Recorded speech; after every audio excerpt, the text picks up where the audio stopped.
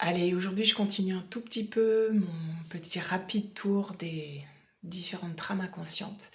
Et aujourd'hui je vais te parler de la trame 4 de l'énéatype 4. Alors là il s'agit d'enfants qui ont grandi avec un message perçu qui est «Je ne suis pas intimement compris». Donc là on va retrouver des adultes qui se sont en fait construits dans une sorte de décalage par rapport à tout ce qui est incarné, vivant, animal, banal, matériel. Eux, ils sont partis dans quelque chose de beaucoup plus idéalisé, beaucoup plus pensé, beaucoup plus rêvé, beaucoup plus poétique, un petit peu comme s'ils s'étaient réfugiés dans la patrie de l'imaginaire, la patrie de la quête de sens et de la quête de profondeur. Alors là, du coup, qu'est-ce qui se passe? Ici, on a un décalage qui est d'ordre émotionnel. Donc, on va venir, ça fait partie de la famille des blessures au niveau de l'identité. On va venir, en fait, toute sa vie chercher un petit peu qui suis-je, euh, mais en allant vraiment creuser à l'intérieur de soi le plus profond possible. Donc, ce sont des gens s'ils ne débloquent pas leur trame inconsciente, hein, on est toujours avec ce présupposé-là, qui vont être jusqu'à la fin de leur vie dans une sorte de creuset, une sorte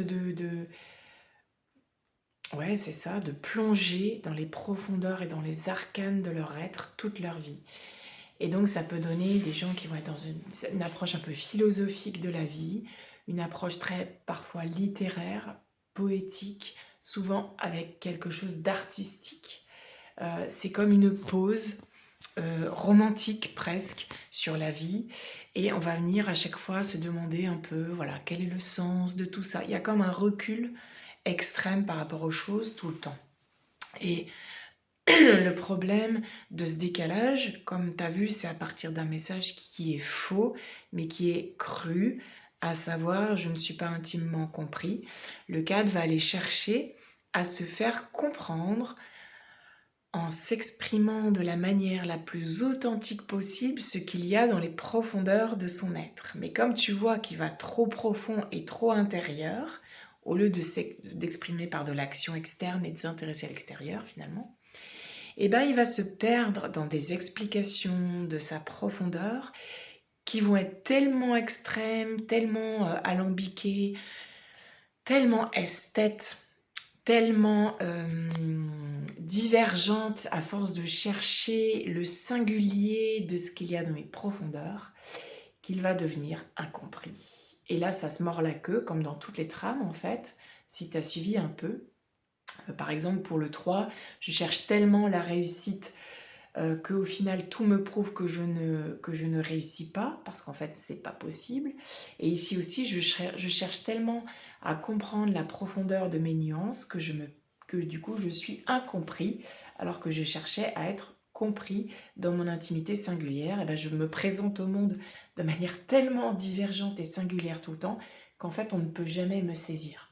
Donc le 4, le problème qu'il a souvent, c'est qu'il est dans une sorte de pose aristocratique, trop philosophique, il y a trop de métaposition par rapport à la vie, et on parle de problèmes d'incarnation, donc c'est un peu comme s'ils étaient, on va dire, perchés, mais perché peut s'appliquer au 9, au 7, et n'est pas du tout spécifique au 4, mais il y a vraiment cette espèce de fragilité chétive et très cérébrale à la fois, cette hypersensibilité mais qui va aller chercher beaucoup le dark, et aussi ce côté tu ne pourras jamais me faire partie du commun des vivants parce que moi je suis singulier et unique. Et le problème c'est que pour aller chercher cette unicité, cette singularité, il va finir par cultiver la souffrance malgré lui.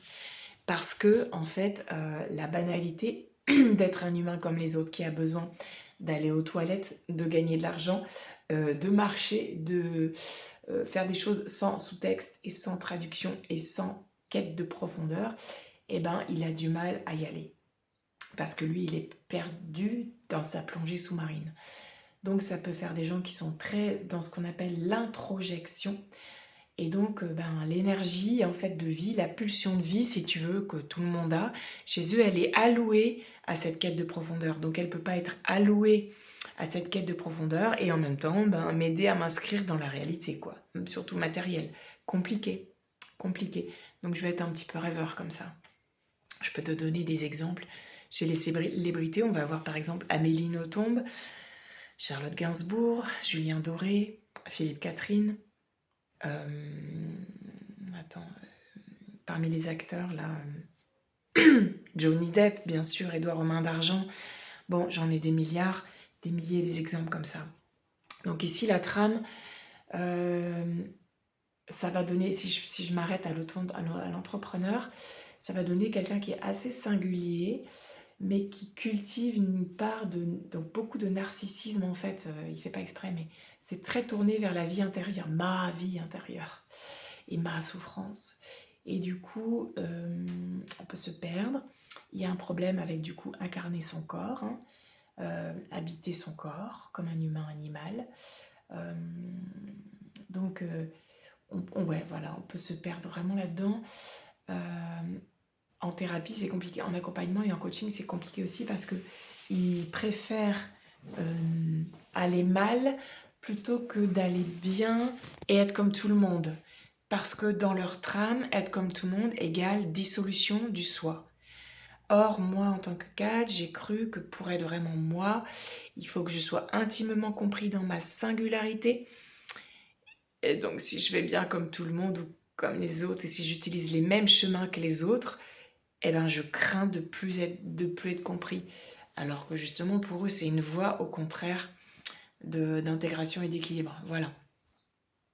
Il y aurait tellement de choses à dire encore sur le 4. Mais voilà un petit aperçu.